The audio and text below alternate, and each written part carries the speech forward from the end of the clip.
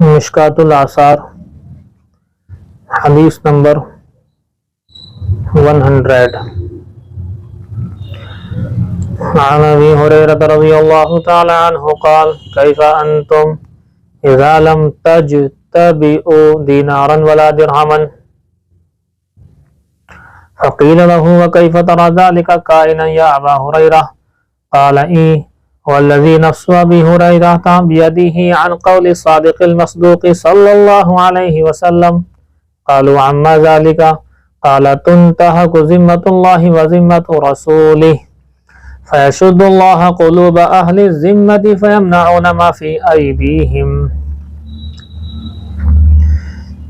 بخاری شریف کی یہ حدیث ہے، خلاصہ اس کا آپ سمجھیں۔ آپ کو بتایا گیا تھا کہ حضرت ابو ہریرہ رضی اللہ تعالی عنہ کا نام امام بخاری کے نزدیک عبداللہ، امام ترمذی کے نزدیک عبد الرحمن، باقی ابن ماجہ شریف میں حاشیے میں 20-22 نام لکھے ہوئے ہیں۔ زیادہ صحیح چونکہ 2 ہی نام ہیں تو اس لیے انہی 2 ناموں کا ذکر کیا جاتا ہے۔ واقعہ یہ ہے کہ حضرت ابو ہریرہ رضی اللہ تعالی عنہ نے اپنے ساتھیوں سے، اپنے شاگردوں سے، اپنے پاس بیٹھنے والوں سے یہ بات کہی کہ بھئی کیا حال ہوگا تمہارا اس وقت کہ جب تمہیں خراج کا کوئی دینار اور درہم نہیں ملے گا، کوئی پیسہ تمہیں، جو ذمی حضرات، ذمی وہ لوگ ہوتے ہیں جو اسلامی حکومت میں ٹیکس دے کر کے رہتے ہیں، اور ٹیکس دینے کی وجہ سے ان کی جان و مال کی حفاظت مسلمان کی ذمہ داری ہوتی ہے، اپنے جان و مال کی حفاظت کی طرح۔ ایک وقت ایسا آئے گا کہ ذمی حضرات ٹیکس نہیں دیں گے، جزیہ نہیں دیں گے، منع کر دیں گے۔ تو جو آس پاس بیٹھے تھے کہنے لگے یہ کیسے ہو جائے گا، بھئی ذمی لوگ ٹیکس کیوں نہیں دیں گے، کیا ہوا ہے ابا ہریرہ، معاملہ بنے گا کیا؟ حضرت ابو ہریرہ نے دیکھا کہ شاید یہ لوگ یہ سمجھ رہے ہیں کہ اپنی طرف سے کہہ رہا ہوں کہ قسم خدا کی جس کے قبضے میں ابو ہریرہ کی جان ہے، میں اللہ کے حبیب صلی اللہ علیہ وسلم سے معلوم، میں اللہ کے حبیب صلی اللہ علیہ وسلم کے قول کو نقل کر رہا ہوں، حضور کی حدیث بیان کر رہا ہوں۔ صحابہ نے اس وقت پوچھا تھا کہ یہ کس طرح سے ہوگا، یعنی ذمی لوگ ٹیکس کیوں نہیں دیں گے، جزیہ کیوں نہیں دیں گے؟ تو حضور نے یوں ارشاد فرمایا تھا کہ جب اللہ کا ذمہ، اللہ کا عہد، اللہ کے رسول کے عہد کو توڑ دیا جائے گا، ذمیوں کی حفاظت نہیں کی جائے گی، جو غیر مسلم اسلامی حکومت میں ٹیکس دے کر رہ رہے ہیں ان غیر مسلموں کے ساتھ زیادتی کی جائے گی، ظلم و ناانصافی کی جائے گی، اس وقت میں ان ذمیوں کے قلوب مضبوط ہو جائیں گے اور یہ پھر ٹیکس دینے سے منع کریں گے۔ اور بات بھی صحیح ہے، کیونکہ مسلمانوں کی ذمہ داری ہے، ان غیر مسلموں کی حفاظت کرنا مسلمانوں کی ذمہ داری ہے جو ان کی حکومت میں رہتے ہیں ٹیکس دے کر۔ لیکن جب ایسا نہیں ہوگا، ٹیکس دے کر کے رہنے والوں کی حفاظت جان مال وقت کی نہیں کی جائے گی، تو ظاہر سی بات ہے ان لوگوں کا دل کیسے کرے گا کہ وہ آپ کو ٹیکس دے دیں، تو وہ انکار کر دیں گے۔ تو کہنے کا مطلب یہ ہے کہ تم اللہ کا ذمہ اور عہد اور رسول اللہ کا عہد جو ذمیوں سے، اسے توڑنا مت، ان کے حق میں ناانصافی سے کام نہیں لینا، ورنہ ایسے ہوگا۔ دیکھیے عن ابی ہریرہ رضی اللہ تعالی عنہ قال، حضرت ابو ہریرہ سے روایت فرماتے ہیں کیف انتم، تمہارا کیا حال ہوگا، اذا لم تجتبئوا دینارا ولا درہما، جب تم جمع نہیں کر پاؤ گے درہم اور دینار خراج کے طور پر، ٹیکس والا۔ فقیل لہ، تو حضرت ابو ہریرہ سے کہا گیا وکیف تری ذلک کائنا، کہ ابو ہریرہ یہ تو بتاؤ کہ یہ سب ہوگا کیسے، وکیف تری کیا خیال ہے تمہارا یہ ہوگا کیسے، یا ابا ہریرہ، اے ابو ہریرہ۔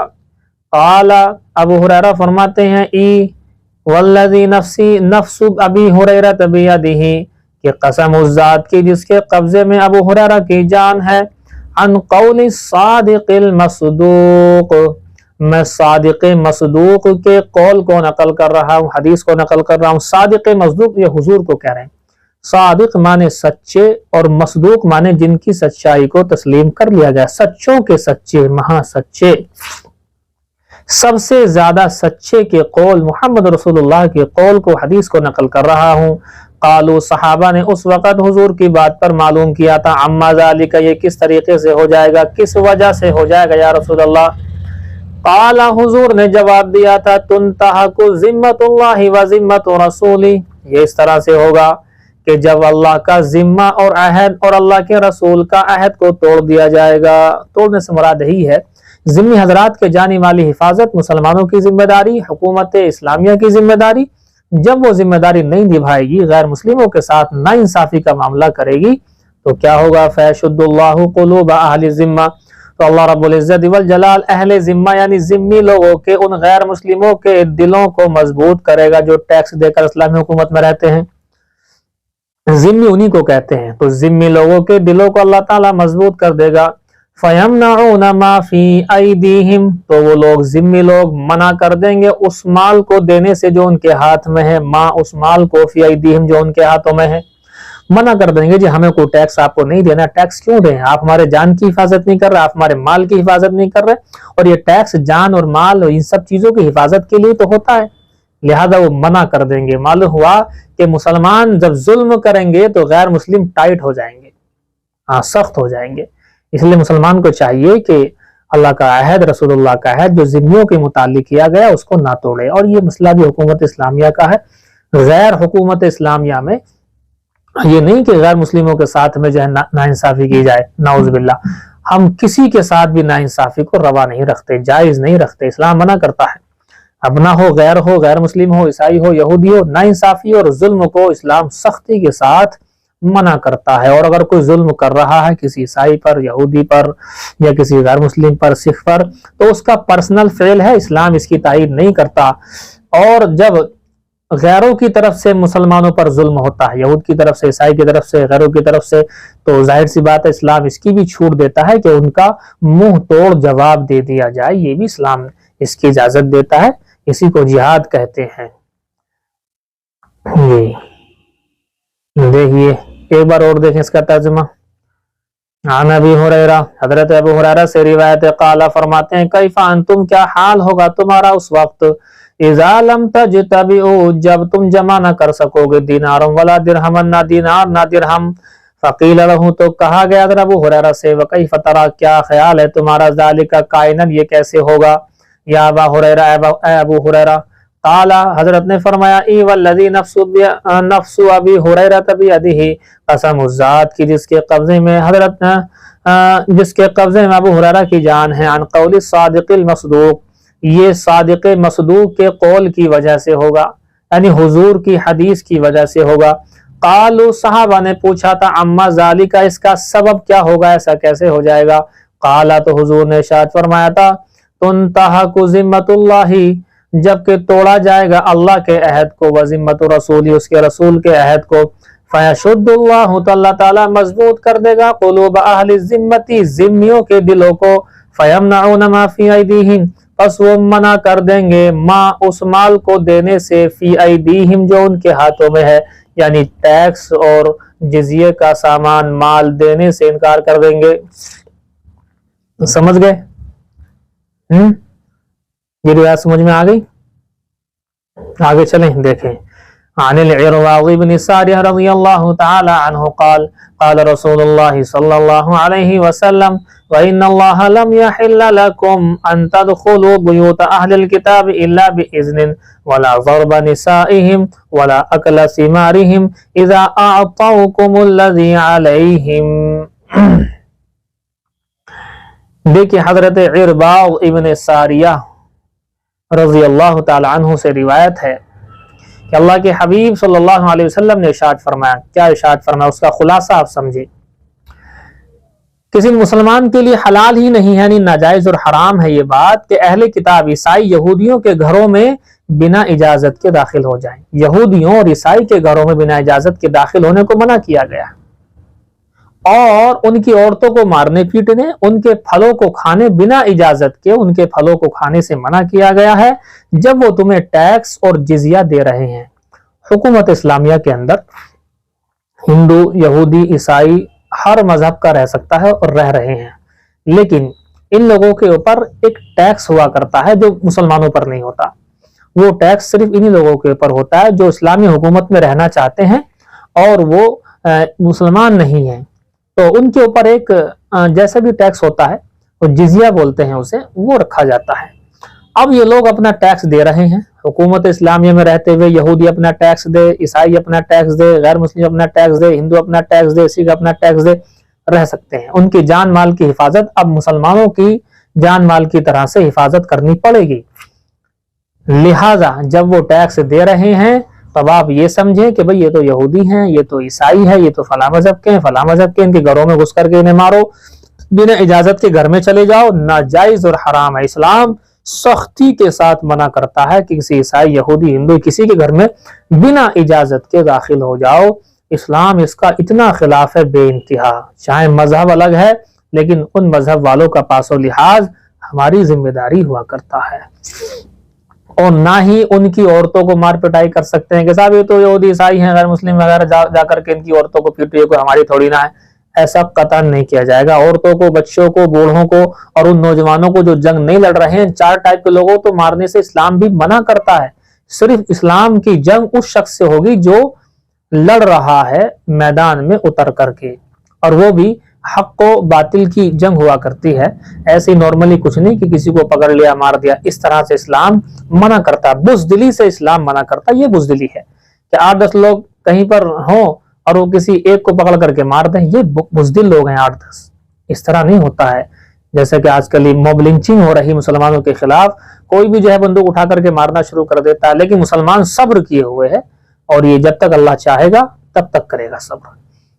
तो इस्लाम में इसकी इजाजत नहीं है। भलाई चाहे हुकूमत इस्लामी हमारी है, हुकूमत भी हमारी हो, लोग भी हमारे हों, पुलिस भी हमारी हो, लेकिन इसी से ऊपर तक सारे अधिकारी हमारे हों, और हमारे दरमियान में कोई गैर मुस्लिम रहे तो फिर भी उसकी जानो माल की हिफाजत हमारी जिम्मेदारी होती है। मुसलमान इस तरह से मारने पीटने के लिए मना करता है। ये है जी। हजरत इरबाज इब्न सारिया से रिवायत है, क़ाल रसूलुल्लाह सल्लल्लाहु अलैहि वसल्लम के हुजूर ने इरशाद फरमाया, व इन्नल्लाह लम यहिल्ल लकुम अन तदखुलू, और बेशक अल्लाह रब्बुल इज्जत ने नहीं हलाल करार दिया है तुम्हारे लिए, अन तदखुलू, कि तुम दाखिल हो जाओ, बुयूता अहलिल किताबी, अहले किताब के घरों में। अहले किताब से मराद ईसाई और यहूदी खास तौर से हैं। इल्ला बिइज़्निन, मगर हाँ इजाजत से दाखिल हो सकते हो। इजाजत मिल जाए, जैसे कि नॉर्मली मुसलमान के घर में भी जाते हैं आप, इजाजत लेते हैं, बिना इजाजत कौन दाखिल होता है, और दाखिल होना भी नहीं चाहिए। अगर दाखिल हो रहे हैं तो आप ये गलत कर रहे हैं, नाजायज है बिल्कुल। इजाजत से जाएं। वला ज़रबा निसाइहिम, और अल्लाह रब्बुल इज्जत ने हलाल करार नहीं दिया तुम्हारे लिए। वला का तर्जुमा कर रहा हूँ, वला का ताल्लुक ऊपर से, वला यहिल्लु लकुम, अल्लाह ने हलाल करार नहीं दिया तुम्हारे लिए ज़रबा निसाइहिम, यहूद ईसाई की औरतों को मारना। इस्लाम तो सख्त खिलाफ है औरतों को मारने पीटने के, बालक बच्चों को मारने पीटने के, बूढ़ों को मारने पीटने के, बीमारों को मारने पीटने के, और उस नौजवान को जो जंग नहीं लड़ रहा, जंग से दूर है, अपने आप को रखे हुए, इस्लाम बिल्कुल करता है, इसको भी हाथ ना लगाओ। वला अकला सीमारिहिम, और वला का ताल्लुक ऊपर से, लम यहिल्ला से, और नहीं हलाल है तुम्हारे, नहीं हलाल करार दिया तुम्हारे लिए अल्लाह ने उनके फलों को खाना बगैर इजाजत के। बिना इजाजत के आप उसके फलों को तोड़ तोड़ कर खा रहे हैं। साहब हम तो मुसलमान हैं, हमारी हुकूमत में रह रहे हो, यहूदी ईसाई हो, लाओ फल दो, ये जुल्म है। इस्लाम कभी इसके पक्ष में नहीं हो सकता। इस्लाम जुल्म के खिलाफ रहता है, आतंक के खिलाफ रहता है। इज़ा अअतौकुमुल्लज़ी अलैहिम, जबकि वो तुम्हें दे रहे हो वो माल, वो टैक्स, वो जिज़िया जो उनके ऊपर है, वो अपना टैक्स दे रहे हैं, अदा कर रहे हैं, तो उनके जानो माल की हिफाजत मुसलमान के जानो माल की हिफाजत की तरह, उनकी बेटियों की हिफाजत अपनी बेटियों की हिफाजत की तरह, उनकी माओ की हिफाजत अपनी माओ की हिफाजत की तरह से होगी। तो ये जो है होगा बाकायदा। तो इसलिए जो है ऐसा नहीं है कि इस्लाम किसी मजहब के खिलाफ जबरदस्ती जंग करने के लिए कहता, ऐसा कुछ भी नहीं है। हजरत इरबाज इब्न सारिया का नाम आया है, कुन्यत अबू नजीह, इनकी जो है आप नोट कर लेना चाहें, अबू नजीह इनकी कुन्यत है। अहले सुफ़ा में से थे, तो असहाब सुफ़ा 70 से 100 बताया था आपको। जो एक सुफ़ा चबूतरे को कहते हैं, मस्जिद नबवी के एक क्षेत्र में, इलाके में, वहीं बिल्कुल दूर नहीं, मतलब मिला हुआ किसी जगह पर एक चबूतरा था, आज भी वो है, और लोग वहां पर जाते हैं तो जियारत करते हैं। तो सुफ़ा एक चबूतरा है, और ये वहीं पर रहा करते थे। उसके बाद फिर मुल्क शाम पहुंच गए। हजरत इरबाज इब्न सारिया 75 हिजरी में इनकी वफात हो गई। 75 हिजरी में इनकी वफात हो गई, हजरत इरबाज इब्न सारिया रज़ी अल्लाह ताला अन्हु। بس کریں جی.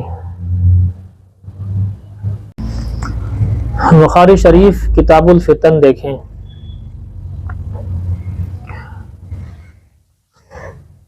باب الفتنة التي تموج كموج البحر. وقال ابن عيينة عن خلف بن حوشب قال كانوا يستحبون أن يتمثلوا بهذه الأبيات عند الفتن. الحرب أول ما تكون فتية تسعى بزينتها لكل جهول حتى إذا اشتعلت وشب ظرامها ولت عجوزا غير ذات حليل شمطاء ينكر لونها وتغيرت مكروهة للشم والتقبيل. فتنوں کے متعلق حضرت شاہ ولی اللہ رحمہ اللہ سے میں نے آپ کو بتایا تھا کہ 6 طرح کے فتنے یا 6 قسموں میں فتنوں کو تقسیم کیا حضرت نے. ان میں سے ایک فتنہ لکھوایا تھا آپ کو 6 میں سے نظام مملکت کا بگاڑ. نظام مملکت کا بگاڑ یہ ایک بہت بڑا فتنہ ہے. تو روایت میں ایک واقعہ آئے گا نیچے، وہ حضرت عمر حضرت حذیفہ ابن الیمان کا، وہی نیچے بتایا جائے گا. اس روایت میں 3 اشعار ہیں، ان کا ترجمہ آپ کے سامنے نہیں کیا جائے گا، اس کا ترجمہ آپ کے سامنے مولبند کریں گی. دیکھیں باب الفتنة التي تموج كموج البحر. یہ باب ہے ایسے فتنے کے بارے میں جو کہ سمندر کی طرح ٹھاٹے مارتا ہوا ہوگا. بڑے خطرناک فتنے چونکہ امت میں آنے تھے، تو وہ فتنے کیا کیا ہو سکتے ہیں کچھ کا بیان اوپر آ چکا ہے، باقی نیچے ہے. دیکھیں وقال ابن عیینہ، ابن عیینہ کہا، ابن عیینہ فرماتے ہیں عن خلف ابن حوشب، خلف ابن حوشب سے نقل کرتے ہوئے، قال خلف ابن حوشب نے کہا کانو یستحبون، کہ اکابرین اور اسلاف بھی کہہ سکتے ہیں، اکابرین بھی کہہ سکتے ہیں، کہ اسلاف پسند کرتے تھے ایتمثلوا بهذه الابیات عند الفتن.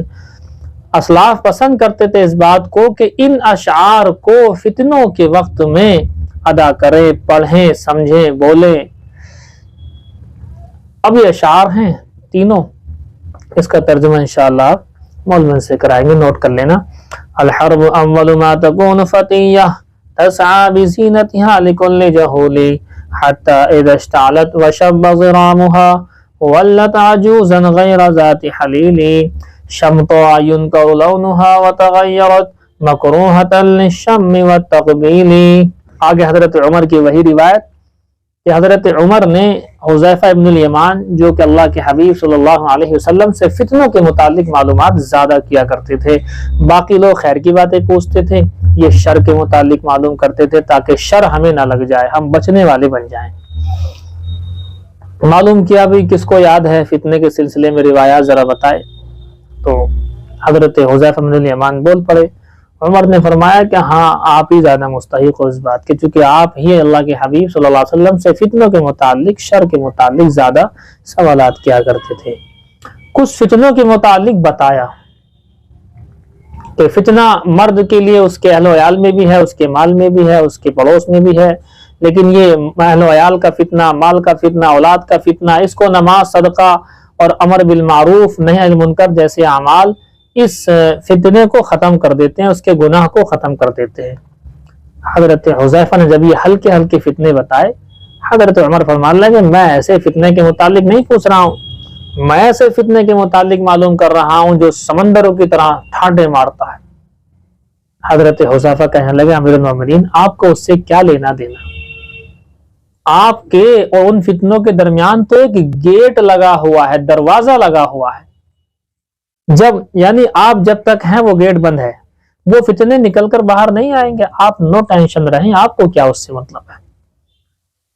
حضرت عمر نے کہا کہ اچھا گیٹ لگا ہوا ہے، یہ بتائیے یہ جو گیٹ اور دروازہ ہے یہ توڑا جائے گا یا کھولا جائے گا؟ بآسانی لوگ اسے کھولیں گے یا توڑا جائے گا؟ حضرت حذیفہ نے فرمایا کہ امیر المومنین یہ کھولا نہیں جائے گا، یہ توڑا جائے گا. حضرت عمر نے فرمایا اوہو اگر یہ توڑا جائے گا تو پھر کبھی بند ہی نہیں ہوگا، کیونکہ اگر کھولا جاتا تو دوبارہ سے بند کیا جا سکتا تھا، لیکن जब ये तोड़ा जा रहा है तो अब इसका मतलब ये है कि दरवाजा ही नहीं रहेगा तो बंद ही कैसे होगा। हजरत हुज़ैफा फरमाते हैं कि हाँ जी अमीरुल मोमिनीन, वो दरवाजा फिर कभी बंद नहीं होगा। अब हजरत हुज़ैफा की ये बात हो गई, वहां से हट गए। तो शागिर्द कहते हैं कि हमने हजरत हुज़ैफा से पूछा कि हजरत उमर को मालूम था दरवाजा कौन है, ये शख्स है कौन जिसको दरवाजा आपने कहा है। हजरत हुज़ैफा फरमाते हैं कि जैसे रात के बाद दिन आता है ना और इसमें कोई शक व शुबा नहीं होता, इसी तरीके से वो जानते थे इस बात को कि वो कौन है। अब किसी ने अलग से सवाल किया, क्योंकि हर शागिर्द उस्ताद से सवाल करने से हिम्मत नहीं रखता है, डर भी लगता है।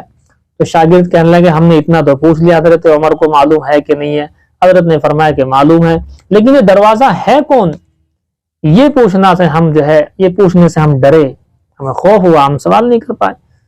तो हमने हजरत मसरूक रहमतुल्लाह अलैह, जो इनके खास शागिर्दों में भी हैं, उनसे कहा कि आप करें मालूम, आपसे थोड़ी सी इनकी बेतकल्लुफी है या आपका ऐसा मामला है कि आप मालूम कर सकते हैं। उन्होंने मालूम किया, हजरत ये तो बताइए मनिल बाब, ये दरवाजा कौन है।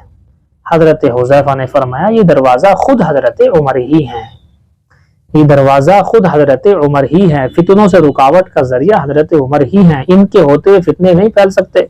लेकिन जैसे ही ये तोड़े जाएंगे, तोड़े का मतलब ये कि शहादत होगी इनकी, तो शहादत के बाद फिर वो फितने नहीं रुकेंगे। और आपको मालूम है हजरत उमर ने जो है 6 लोगों की एक कमेटी बनाई थी, अब्दुर्रहमान बिन औफ, हजरत साद बिन अबी वक्कास, हजरत अली, हजरत उस्मान, इस तरह से 6 लोग थे वो। तो उनमें हजरत उस्मान गनी को तय किया था। और यहाँ से फिर आप देखें 6 साल तो सही सालिम से गुजरे हैं, थोड़ी बहुत कमी उसमें फितने उभरे हैं, लेकिन 6 साल किसी हद तक सुकून के हैं, 12 में से हजरत उस्मान के।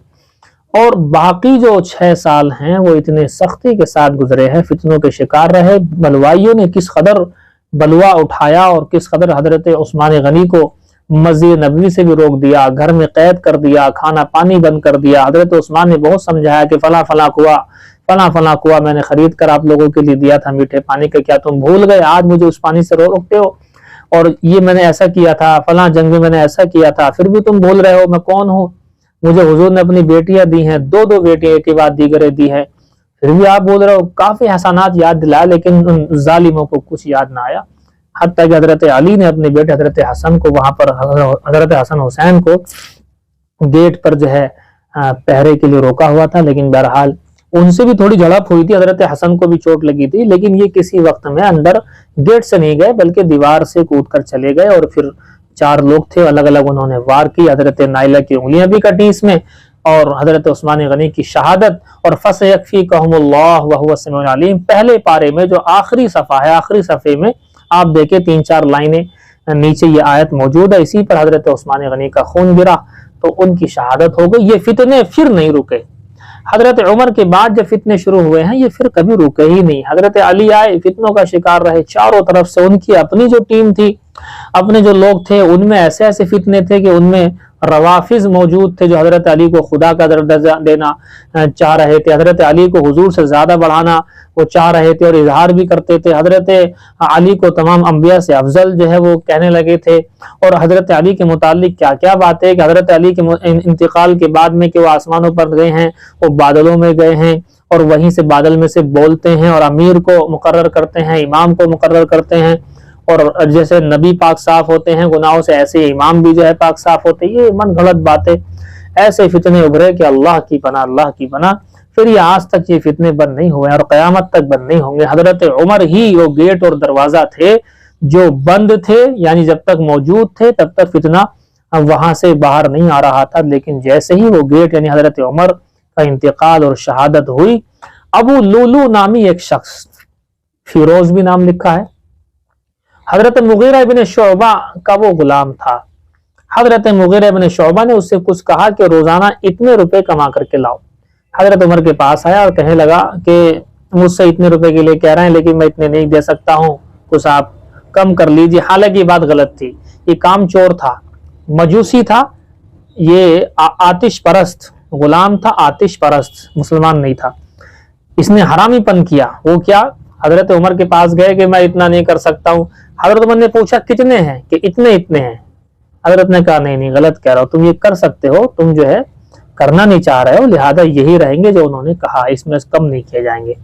اب جب یہ کہا تو یہ روٹھ گیا, ناراض ہو گیا, اور اس نے ایک دن جو ہے ذی الحجہ غالباً 26 ذی الحجہ کو اس نے حملہ کر دیا.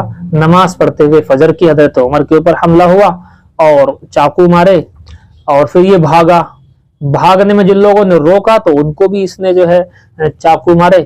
حضرت عمر جو ہے زخمی ہو گئے, تو حضرت عمر نے پیچھے والے کا ہاتھ پکڑ کر نماز کے لیے آگے کر دے کہ نماز پڑھاؤ, نماز کی فکر کرو, میری نہیں. بہرحال اسے جو ہے پکڑا گیا. جب وہ پکڑ میں آیا تو اس نے اپنے آپ کو خودکشی کر لی.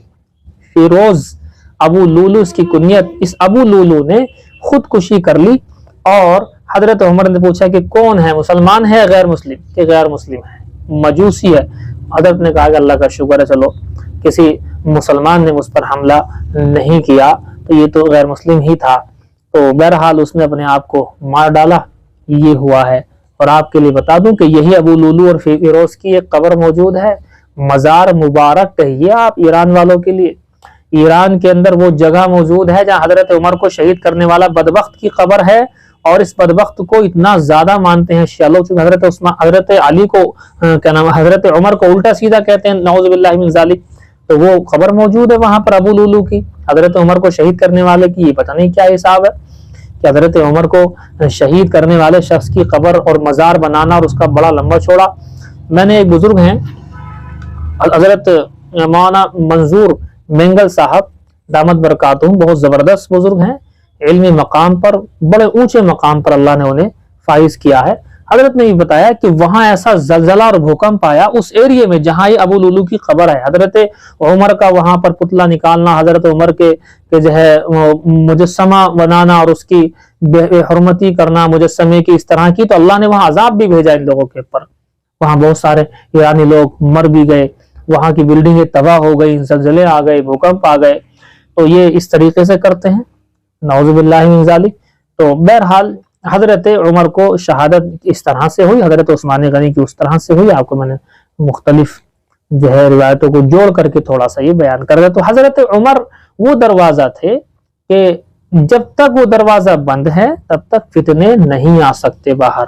حضرت عمر کی شہادت گویا کہ اس گیٹ کا ٹوٹ جانا اور پھر فتنوں کا باہر آنا اور قیامت تک کے لیے وہ فتنے ختم نہ ہونا, یہ حضرت عمر ہی کی شان تھی. اللہ نے ان کو بنایا تھا اس طرح کا. تو آپ تھوڑا سا اس چیز کو دیکھ لیجئے. شیخین سے مراد حضرت ابوبکر صدیق اور حضرت عمر رضی اللہ تعالی عنہما کو برا بھلا نہیں کہنا چاہیے. برا بھلا کہنے والوں کا انجام بہت برا ہوتا ہے.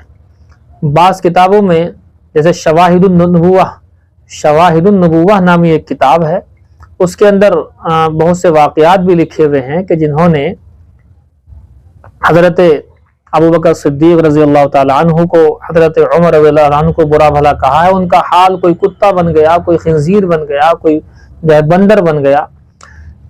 ایک کتاب کے اندر لکھا ہے, حضرت امام اعظم رحمہ اللہ سے منقول ہے وہ واقعہ, فرماتے ہیں کہ ایک جگہ پر 2 گدھے تھے. کسی بدبخت نے ان دونوں گدھوں پر, ایک پر ابوبکر کا نام لکھا, ایک پر عمر کا نام لکھا. اچانک سے ان میں سے ایک گدھے نے اس شخص کو اتنی زور سے لات ماری کہ وہ ڈھیر ہو گیا. اب یہ ڈھیر ہوا تو بزرگ کے پاس گئے, حضرت کے پاس آئے. تو حضرت نے یوں کہا کہ اگر ایسی بات ہے کہ ایک گدھے نے لات ماری ہے تو جاؤ, میرا ایمان میرا یقین یہ ہے کہ اس گدھے نے لات ماری ہوگی جس گدھے پر عمر کا نام لکھا ہوگا. جا کر کے دیکھا تو واقعی عمر کا نام لکھا ہوا تھا. تو اس لیے حضرت عمر, حضرت ابوبکر صدیق کے ناموں کے ساتھ چھیڑخانی, ان کو غلط طرح سے پیش کرنا, ان کو گالیاں دینا, یہ کوئی اچھائی کی علامت نہیں ہے. ہمارے ہاں تمام صحابہ کا احترام ہے, تمام صحابہ کا ادب ہے. ابوبکر صدیق, عمر, عثمان, علی, سعد, سعید, طلحہ, زبیر اور تمام جو ہے جتنی بھی گھر کے حضور صلی اللہ علیہ وسلم کے گھر کے لوگ ہیں, اہل بیت ہیں, وہ ہماری جان ہے بالکل. تو ہمارے ہاں کسی کی بے عزتی نہیں ہے. تو اسی لیے حضرت ابوبکر صدیق اور حضرت عمر کو اگر کوئی برا بھلا کہہ رہا ہو تو وہاں سے فوراً ہٹ جاؤ, پتہ نہیں کب اللہ کی طرف سے عذاب آ جائے. ایک واقعہ امام مستغفری رحمہ یہ شواہد النبوہ نامی ایک کتاب کے اندر لکھا ہوا ہے کہ 3 آدمی یمن کی طرف جا رہے تھے، اور ان 3 آدمیوں میں ایک شخص ان لوگوں میں کوفی تھا، یعنی کوفہ کا رہنے والا تھا، اور کوفہ والوں نے اکابرین کو بڑا غلط کہا، برا بلا، حتیٰ کہ حضرت علی کو بھی نہیں چھوڑا، نعوذ باللہ من ذالک۔ کہتے ہیں وہ کوفی شخص حضرت ابوبکر صدیق، حضرت عمر کی شان میں گستاخی کر رہا تھا، بد زبانی کر رہا تھا۔ لوگوں نے منع کیا، بار بار منع کیا، جو اور قافلے میں لوگ تھے ان کے علاوہ بھی آ گئے تھے، ان لوگوں نے منع کیا کہ بھی یہ حرکت نہ کرو، شیخین کے بارے میں غلط الفاظ اور غلط باتیں نہ نکالو۔ بہرحال وہ نہیں مانا، باز نہیں آ رہا تھا۔ ہم لوگ یمن کے قریب پہنچے۔ کہتے ہیں کہ ہم نے جب نماز فجر کا وقت آیا تو ہم نے اسے جگایا، تو اس نے جاگ کر یوں کہا کہ جی میں نے ابھی اللہ کے رسول صلی اللہ علیہ وسلم کو خواب میں دیکھا ہے، میرے سرہانے اللہ کے حبیب آئے ہیں اور مجھے آ کر یوں کہا، اے فاسق، خداوند تعالیٰ تجھ کو ذلیل و خوار کرے، تو اسی منزل پر مسخ ہو جائے گا، تیرا چہرہ بدل جائے گا۔ کہتے ہیں یہ خواب اس نے سنایا، اس کے فوراً بعد ہی اس کے دونوں پاؤں بندر جیسے ہو گئے، جیسے کہ بندر کے پیر ہوتے ہیں، ایسا اس کا ہو گیا۔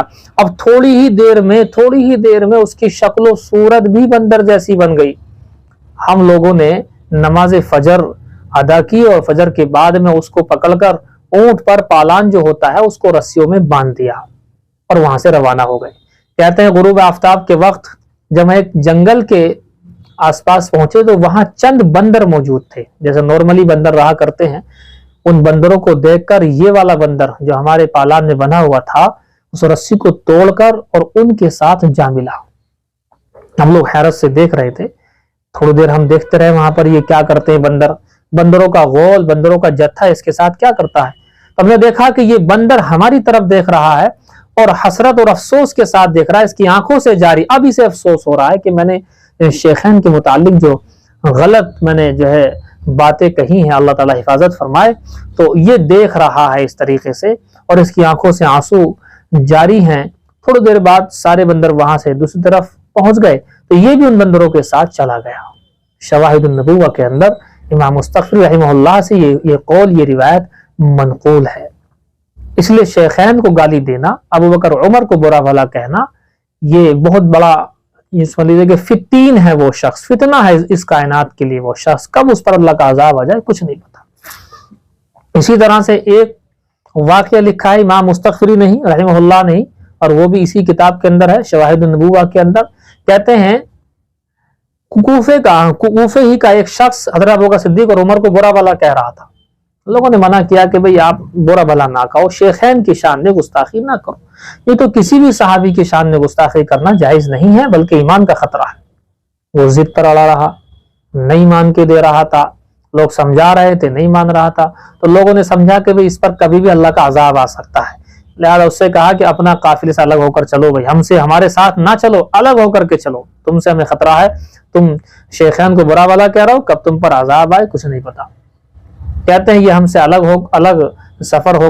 ہو کر کے سفر کرنے لگا، اور اس کے بعد میں کہتے ہیں کہ جب یہ اپنے اپنے مقام پر پہنچ گئے، یہ بھی اسی جگہ جانا تھا، ہم بھی اسی جگہ جانے تھے، سب لوگ اپنے اپنے مقام پر پہنچے، تو وہاں سے واپسی کے وقت میں ہم نے اس کے غلام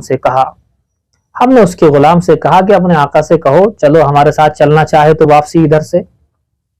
تو اس غلام نے کہا کہ جناب میرے آقا کا حال تو بڑا خراب ہو گیا ہے۔ کہ کیا ہوا؟ کہ جی بس وہ جو شیخین کو ابو بکر و عمر کو الٹا سیدھا کہتے تھے، اللہ نے ان کو عذاب میں گرفتار کر لیا، آؤ میرے ساتھ چلو۔ یہ غلام ان کو ایک مکان کے اندر لے کر کے پہنچا تو دیکھا کہ وہی شخص اداس بیٹھا ہوا ہے، اور اس نے اپنی آستینیں اوپر کی تو دیکھا تو اس کے دونوں ہاتھ خنزیر کے ہاتھ ہیں، اس کے اپنے ہاتھ چینج ہو کر کے خنزیر کے ہاتھ بن گئے۔ لوگوں نے کہا کہ ہم نے آپ سے منع نہیں کیا تھا کہ شیخین کو برا بھلا نہیں کہنا ہے، کسی بھی صحابی کو برا بھلا نہیں کہنا ہے، کسی کے شان میں گستاخی نہیں کرنی، تم نے ہماری بات ہی نہیں مانی، اللہ کا عذاب بھگتو۔ لوگوں کو پھر اس پر رحم آیا کہ چلو ایسا کرو، عذاب تو آئے گیا، اب اس کو اپنے ساتھ لے کر کے چلتے ہیں۔ اس کو اپنے ساتھ قافلے کے اندر شامل کر لیا اور لے کر کے جانے لگے۔ دوران سفر ایک جگہ چند خنزیروں کا ایک جھنڈ ملا، جیسے ہی وہ خنزیروں کا جھنڈ کی نگاہ اس پر پڑی اور اس کی ان پر پڑی، ایک دم سے ناگہانی ایک دم سے اللہ کی طرف سے اس کا پورا جسم ہی خنزیر کا بن گیا، جیسے وہ خنزیر ویسے یہ خنزیر۔ اور یہ جب دیکھا یہ خنزیر بن گیا ہوں، اس شخص نے اپنے آپ کو دیکھا تو یہ ان انسانوں سے دور ہٹ کر کے اپنے جو خنزیروں میں جا کر کے مل گیا، بھاگ کر ان کے ساتھ مل گیا۔ ہم نے دیکھا، انتظار بھی کیا، لیکن بہرحال وہ خنزیروں کے ساتھ ہی وہاں سے روانہ ہو گیا۔ اس طریقے سے شیخین کو برا بھلا کہنے والا کوئی جو ہے بندر بنا، کوئی خنزیر بنا، پھر کہتے ہیں ہم مجبوراً جب وہ ہمیں نہیں ملا اور خنزیروں میں رل گیا تو اس کے غلام کو اور اس کے سامان کو لے کر کے ہم کوفہ تک آئے۔ یہ بھی شواہد النبوہ نامی کتاب کے اندر ہی واقعہ لکھا ہوا۔ اس لیے حضرات شیخین کو برا بھلا کہنا بے انتہا غلط ہے، چاہے دیندار آدمی برا بھلا کہے یا کوئی بے دین کہے، ہر اعتبار سے غلط ہے کسی بھی صحابی کو۔ اسی طرح سے ایک واقعہ انہوں نے ہی، امام مستغفر رحمہ اللہ نے ہی شواہد النبوہ کے اندر نقل کیا ہوا ہے۔ وہ فرماتے ہیں کہ ملک شام میں ہم تھے، وہاں پر تو ایک امام کے پیچھے نماز پڑھی تو اس نے نماز کے بعد میں ابو بکر و عمر کے لیے حق میں بد دعا کی، نعوذ باللہ، ابو بکر اور عمر کے حق میں بد دعا کر رہا تھا۔ تو کہتے ہیں ہم نے خیر وہاں سے نماز پڑھ کے واپس آ گئے۔ جب دوسرے سال ہم اسی مسجد میں گئے تو پھر ہم نے امام صاحب کے پیچھے نماز پڑھی، اور اس بار جو امام تھے انہوں نے ابو بکر صدیق اور عمر کے حق میں بہترین دعا کی، بد دعا نہیں کی، بہترین طریقے سے دعائے خیر کی۔ اب بڑے حیران کہ پچھلے سال والے امام صاحب کہاں چلے گئے جو ابو بکر اور عمر کو الٹا سیدھا کہتے تھے، اب کی بار تو دعائیں ہو رہی ہیں۔ تو لوگوں نے کہا کہ آپ خود چل کر کے دیکھ لو ان کا حال کیا ہو گیا۔ کہتے ہیں ہمیں لوگ ایک مکان میں لے گئے، ہم وہاں جا کر کے دیکھا، تو وہاں جا کر کے دیکھا ایک کتا بیٹھا ہوا ہے اور اس کی دونوں آنکھوں سے آنسو جاری ہیں، رو رہا ہے وہ کتا۔ ہم نے اس سے کہا کہ تم وہی ہو جو ابو بکر عمر کو الٹا سیدھا کہا کرتے تھے، بد دعائیں کیا کرتے تھے؟ اس نے سر ہلایا کہ ہاں وہ میں ہی بدبخت ہوں، اللہ نے کتا بنا دیا۔ تو کوئی بندر بنا ہے، کوئی خنزیر بنا ہے، کوئی کتا بنا ہے۔ اس لیے ابو بکر صدیق اور حضرت عمر کو برا بھلا کہنے والوں کا حال کبھی بھی صحیح نہیں رہا ہے، اس لیے کہ حضرت عمر کی بات چل رہی ہے۔ حضرت عمر دروازہ ہیں فتنوں کی رکاوٹ کا، حضرت عمر بیچ میں سے ہٹیں گے یا شہادت ہو جائے گی، فتنے گھر میں جو ہے سب لوگوں کے گھروں میں داخل ہو جائیں گے، دروازہ ٹوٹ جائے گا، فتنے باہر نکل آئیں گے، اور ہوا بھی یہی۔ حضرت عثمان غنی کا دور فتنوں کا دور گزرا، حضرت علی کا فتنوں کا، حضرت حسن کا فتنوں کا، اس طریقے سے فتنے بڑھتے چلے گئے، مال کا فتنہ، جاہ و جلال کا فتنہ، حسن و کمال کا فتنہ، اور اس کے علاوہ جو ہے حب جاہ، حب مال، یہ سارے فتنے آج تک اور آئندہ بھی بڑھتے ہی رہیں گے اس طریقے سے۔ بہرحال وہ الگ بات ہے کہ بیچ بیچ میں تھوڑے وقت کے لیے چیزیں کم ہوئی ہیں، جیسے حضرت عمر بن عبدالعزیز کے وقت میں یہ چیزیں تھوڑی سی کم ہو گئی تھی، آئندہ وقت میں حضرت مہدی آئیں گے، اس وقت میں یہ چیزیں کم ہو جائیں گی۔ تو بہرحال یہ ہے۔ دیکھیے اب حدیث دیکھیں آپ۔ وبه قال حدثنا عمر بن حفص بن غياث قال حدثنا ابي قال حدثنا الاعمش قال حدثنا شقيق قال سمعت حذیفہ، فرماتے ہیں حضرت شقیق رحمۃ اللہ علیہ کہ میں نے سنا حضرت حذیفہ کو یقول، یہ فرماتے ہوئے، بینما نحن جلوس عند عمر، کہ ہم ایک دن حضرت عمر کے پاس بیٹھے ہوئے تھے۔ حضرت حذیفہ بیان کر رہے ہیں واقعہ۔ اذ قال، تو اچانک حضرت عمر نے یہ فرمایا، ایکم یحفظ قول النبی صلی اللہ علیہ وسلم فی الفتنتی، کہ تم میں سے کون ہے جو اللہ کے حبیب صلی اللہ علیہ وسلم کے قول اور حدیث کو فتنے کے سلسلے میں محفوظ زیادہ کرنے والا ہو؟ کون ہے تم میں؟ تو دوسری جگہ لکھا ہے حضرت حذیفہ نے کہا کہ میں ہوں۔ حضرت عمر نے فرمایا کہ ہاں تم ہی ہو سکتے ہو۔ قال، اب اگلی آگے یہاں سے حضرت حذیفہ نے فرمایا، فتنۃ الرجل فی اہلہ ومالہ وولدہ وجارہ، کہ مرد کا فتنہ تو اس کے اہل و عیال میں بھی ہوتا ہے، اس کے مال میں بھی ہوتا ہے، اس کی اولاد میں بھی ہوتا ہے، اس کے پڑوسی میں بھی ہوتا ہے، لیکن یہ فتنہ یکفرها الصلاۃ والصدقۃ والامر بالمعروف والنہی عن المنکر، لیکن اس فتنے کو ختم کرتا رہتا ہے، مٹاتا رہتا ہے نماز کا عمل، صدقے کا عمل، امر بالمعروف اور نہی عن المنکر کا عمل، یہ اعمال اس فتنے کو ختم کرتے رہتے ہیں، اس کے گناہ کو معاف کرتے رہتے ہیں۔ قال، حضرت عمر نے فرمایا، لیس عن ھذا اسألک، میں اس فتنے کے سلسلے میں معلوم نہیں کر رہا ہوں، वलाकिन लती तमूजु कमौजिल बहरी, लेकिन उस फितने के बारे में मालूम करता हूँ जो समंदर की तरह ठाटे मारता होगा। आला हजरत हुज़ैफा ने फरमाया लैसा अलैका मिनहा बासुन या अमीरुल मुमिनीन, या अमीरुल मुमिनीन, क्या आपके लिए कोई हरज वाली बात नहीं है, आपके लिए उससे क्या सरोकार है अमीरुल मुमिनीन, आपको टेंशन लेने की जरूरत नहीं है अमीरुल मुमिनीन। इन्ना बैनका व बैनहा बाबन मुग़लक़न, बेशक आपके और उस फितने के दरमियान में एक दरवाजा है जो बंद है। क़ाल उमर, हजरत उमर ने पूछा अयुक्सरुल बाब अम युफ्ताह, क्या वो दरवाजा तोड़ा जाएगा या खोल दिया जाएगा। क़ाल, हजरत हुज़ैफा फरमाते हैं बल युक्सरु, बल्कि वो तोड़ा जाएगा। क़ाल उमर, हजरत उमर ने फरमाया इज़न ला युग़लक़ु अबदा, फिर तो कभी भी बंद नहीं होगा। क़ुल्तु अजल, तुम मैंने कहा बात सही है। क़ुल्ना लिहुज़ैफ़ा, हमने हजरत हुज़ैफा से मालूम किया अकान उमर यअलमुल बाबा, क्या हजरत उमर उस दरवाजे को जानते थे। क़ाल नअम, हजरत हुज़ैफा ने फरमाया हाँ वो जानते थे। कमा अअलमु अन्ना दूना गदिन अल-लैलता, जैसे कि मैं जानता हूँ कि बेशक कल के बाद में रात आएगी, दिन के बाद में रात आएगी। वज़ालिका अन्नी हद्दस्तहु हदीसन लैसा बिल अगालिती, इसलिए कि मैंने उनसे हदीस बयान की थी, कोई पहेली बयान नहीं की थी। फहिबना, बस हम डरे, अन नसअलहु मनिल बाबु, इस बात के पूछने से हम डर गए कि वो दरवाजा कौन है, हम नहीं पूछ पाए। फअमरना मसरूकन, हमने हजरत मसरूक रहमहुल्लाह को कहा कि वसलहु फसअलहु, के वो मालूम कर लें।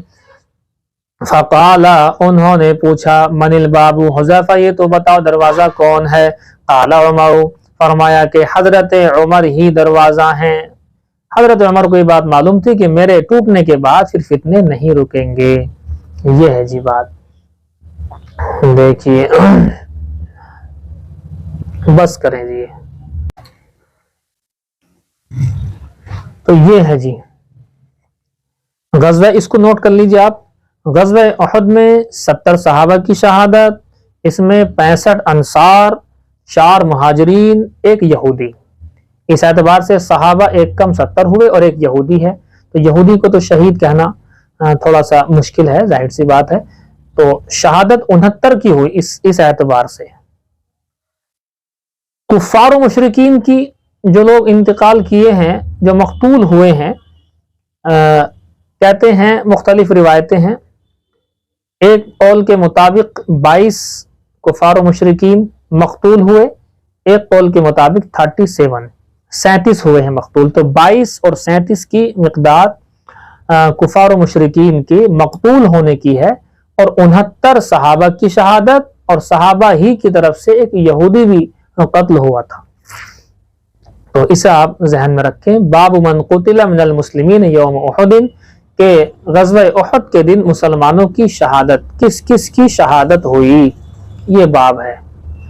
हजरत हमजा के बारे में आपको मालूम ही है, आपसे पहले जो है पूरा का पूरा जिक्र आया था। उनकी लाश को बिगाड़ दिया गया था, जिगर को चबा लिया गया था। आप सल्लल्लाहु अलैहि वसल्लम सख्त गमगीन हुए थे। आपकी फूफी हजरत सफिया यानी हजरत हमजा की बहन आई तो वो देखना चाह रही थी, लेकिन मना किया गया कि भाई आप ना देखो। हजरत सफिया ने कहा कि मुझे मालूम हो गया है कि मेरे भाई का मुसला किया गया। मुसला मतलब कि उनकी लाश के टुकड़े कर दिए गए हैं या उनकी लाश को बिगाड़ दिया गया है, तो फिर भी मैं उसको देखूंगी। बहरहाल उनको जो है दिखाया गया और उन्होंने इन्ना लिल्लाहि पढ़ी, और पढ़ने के बाद वो वहां से वापस हो गई। वो लोग बड़े मतलब ये कि दिल वाले थे, जिगर वाले थे, गुर्दे वाले थे, मर्द भी और औरतें भी। आजकल ऐसा कुछ नहीं है। और एक सहाबी और शहीद हुए थे, हजरत अब्दुल्ला बिन जहाश। हजरत अब्दुल्ला बिन जहाश हजरत हमजा ये भांजे भी हैं। हजरत अब्दुल्ला हजरत हमजा के भांजे भी हैं, रजाई भाई भी हैं। तो एक ही कब्र में दोनों को जो है दफन किया गया था। हजरत हमजा के पास जो कपड़ा था वो बहुत कम था, तो किसी ने देखा कि अगर सर ढांकते हैं, सिया धारी वाली एक चादर है, उससे अगर सर ढांकते हैं तो पैर खुल जाते हैं, पैर ढांकते हैं सर खुल जाते हैं। हुजूर ने फरमाया सर ढांक दो और पैरों में इस ज़खीर नामी घास को डाल दो। इस तरीके से उनको दफन किया गया। ये बात आपको मालूम है, इससे पहले वाकया बयान हो चुका है। और भी शहादतें हुई हैं। सहाबा की एक वाक़या पीछे आया था, यहाँ सब इकट्ठे आ रहे हैं। हजरत यमान یہ کون ہے آپ کو معلوم ہے؟ حضرت حذیفہ کے ابا، والد محترم حضرت حذیفہ۔ جب وہ شیطان نے چیخ سے آواز لگائی زور سے، مسلمان آگے اور پیچھے تھے، تو اگلے مسلمانوں کو بہکا دیا تھا شیطان نے آواز لگا کر کے کہ اخراہم اخراہم، پیچھے لوٹو، تمہارے پیچھے کفار و مشرکین آگے لڑنے کے لیے۔ اب یہ اگلے والے مسلمان پیچھے کی طرف پلٹ گئے، حالانکہ پیچھے بھی مسلمان تھے، آگے بھی مسلمان تھے، اور یہ دونوں گروپ مسلمانوں کے آپس میں گتھم گتھا ہو گئے۔ سمجھ نہیں آ رہا تھا کیا کریں کیا نہ کریں۔ تو جب تک سمجھے تب تک کہ حضرت یمان جو حضرت حذیفہ کے والد محترم تھے، ان کی شہادت مسلمانوں کے ہاتھوں ہو گئی۔ حضرت حذیفہ شور مچا رہے تھے، ابھی ابھی، ارے بھائی میرے ابا ہیں، چھوڑو چھوڑو، ابا ہیں، دیکھو تو صحیح ابا ہیں۔ لیکن بہرحال وہ مسلمانوں کی تلوار ہی سے شہید ہو گئے۔ تب تک مسلمانوں کو ہوش آیا، وہ بات کو سمجھے، تب تک ان کی شہادت ہو چکی تھی۔ تو حضرت یمان رضی اللہ تعالیٰ عنہ کی شہادت، حضرت انس بن نضر، یہ کتاب میں نیچے غلط لکھا ہوا ہے، نضر ابن انس، یہ کاتب کی غلطی ہے، یہ کاتب سے نضر بن انس ہو گیا، نضر بعد میں ہونا چاہیے، انس پہلے ہونا چاہیے، انس بن نضر۔ تو یہ عام واقعہ ہے، آپ نے حکایت صحابہ فضائل اعمال میں بھی آپ نے پڑھا ہے، اس کو بہت مشہور واقعہ ہے۔ حضرت انس بن نضر یہ حضرت انس کے چچا ہیں، حضرت انس کے چچا، انس وہی انس بن مالک، حضور کے خادم خاص، 10 سال سے حضور کی خدمت شروع کر دی تھی۔ تو حضرت انس کے چچا کا نام بھی انس، یہ بھی آپ نوٹ کیا کریں کہ چچا بھتیجے کا نام دونوں کا انس۔ ہمارے یہاں کہتے ہیں ایسا نام لاؤ کہ سارے جہاں میں نہ ہو کہیں، یہاں چچا بھتیجے ہیں انس دونوں۔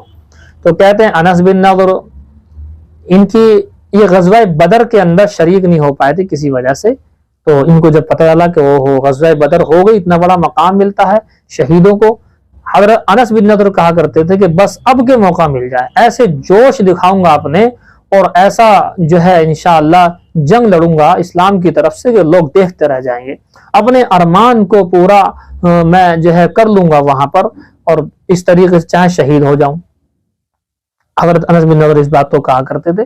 بہرحال موقع ملا، جو ہے غزوہ احد ہوئی، یہ وہاں پر گئے، اور غزوہ احد کے اندر آپ کو معلوم ہے جب یہ خبر اڑ گئی تھی کہ اللہ کے حبیب صلی اللہ علیہ وسلم کی شہادت کی خبر اڑ گئی، تو اس سے مسلمانوں کا جو ہے منتشر ہونا ظاہر سی بات تھا کہ حضور کے شہادت پر مسلمانوں کا منتشر ہونا ایک عمومی بات تھی، ایک جو ہے فطری بات تھی۔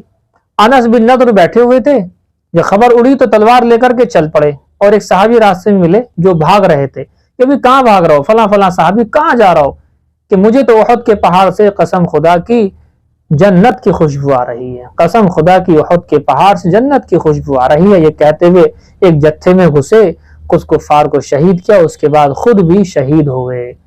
تو یہ بھی وہیں پر شہادت ہوئی۔ حضرت مصعب بن عمیر کا واقعہ آپ نے سنا ہے، مصعب بن عمیر کی شہادت بھی وہی مصعب بن عمیر ہیں جو ناز و نخرے میں پلے بڑے تھے، بہترین خوشبو بہترین کپڑے جو ہے پہنتے تھے، اور غزوہ احد کے اندر جب شہید ہوئے ہیں ایک چادر تھی، جیسے حضرت حمزہ کا واقعہ ہے کہ پیر رکھتے تو سر کھلتا، سر ڈھکتے پیر کھلتا، تو ان کے ساتھ بھی یہی ہوا، ان کے پاس صرف ایک چھوٹی سی چادر تھی، سر کو ڈھانک دیا گیا، پیروں پہ اذخر گھاس کو ڈال دیا گیا۔ تو اس طریقے سے بہرحال ان کا بھی شہادت ہوئی، دفینہ ہوا۔ سعد بن ربیع نامی صحابی ہیں، ان کی بھی شہادت یہیں پر ہوئی ہے۔ حضور نے فرمایا تھا حضرت زید بن ثابت سے کہ جاؤ ذرا دیکھو تو صحیح سعد بن ربیع کہاں ہے، اگر وہ مل جائیں تو میرا سلام کہہ دینا، اور پوچھنا کہ آپ اپنے آپ کو اس وقت کیسا پا رہے ہیں۔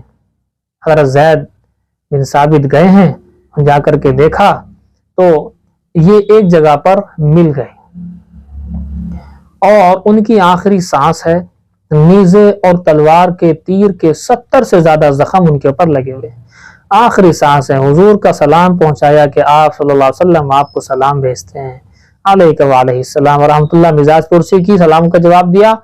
پھر نبی صلی اللہ علیہ وسلم سے پھر کہنے لگے کہ حضور سے یوں کہنا کہ میں جنت کی خوشبو پا رہا ہوں۔ پوچھا تھا نا کہ بھئی کیسا پا رہے ہو آپ اپنے آپ کو، کہ جنت کی خوشبو پا رہا ہوں، اور میری قوم انصار سے یوں کہہ دینا کہ اگر تم میں سے ایک آنکھ بھی ہلتی رہی اور دشمن رسول اللہ تک پہنچ گیا تو تمہارے لیے اللہ کے نزدیک کوئی عذر نہیں ہوگا۔ یہ کہہ کر ان کی روح پرواز کر گئی کہ انصار نے چونکہ وہ جو 6 لوگ بیعت عقبہ میں ملے تھے، پھر 12 پھر 72، انہوں نے یہی تو عہد کیا تھا کہ آپ یہاں آ جائیے، مدینہ آ جائیے، آپ کی حفاظت کرنا ہماری ذمہ داری ہے۔ تو اب یہی کہتے ہوئے انتقال کر گئے کہ دیکھو انصاریوں، اگر تمہارے ہوتے ہوئے دشمن رسول حضور تک پہنچ گیا تو پھر تمہارے لیے کوئی عذر نہیں ہے، یہ کہہ کر کے روح پرواز ہو گئی۔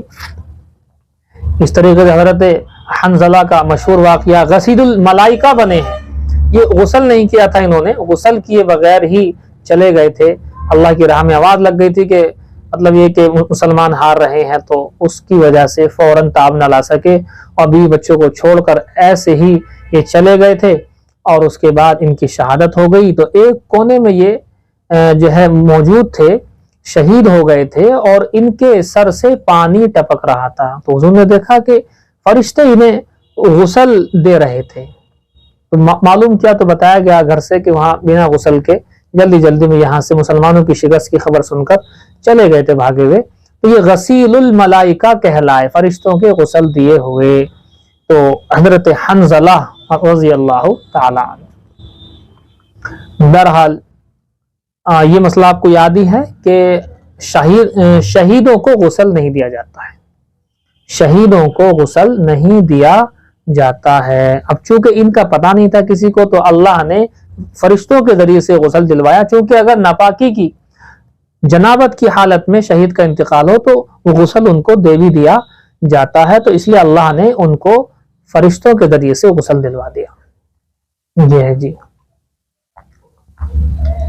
کئی سارے نام آئیں گے، ان میں سے چند میں نے آپ کو یہ بیان کر دیے ہیں۔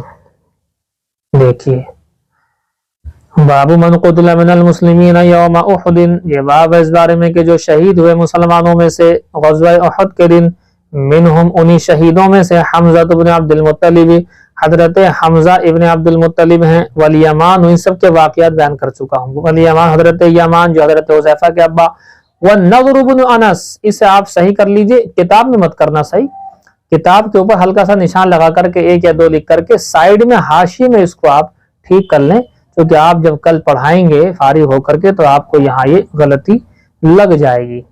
تو نضر بن انس نہیں، وانس بن نضر، وانس بن نضر، یہ حضرت انس بن نضر، وانس بن نضر، حضرت انس بن نضر، یہ حضرت انس کے چچا ہیں، آپ سے بیان کر چکا ہوں، وہ بھی انس ہیں بھتیجے، اور چچا بھی انس ہیں۔ ومصعب بن عمیر، حضرت مصعب بن عمیر، ان کا واقعہ بیان کر چکے، بہت لمبا واقعہ آیا تھا پیچھے، یہاں خلاصہ میں نے آپ کے سامنے ذکر کر دیا۔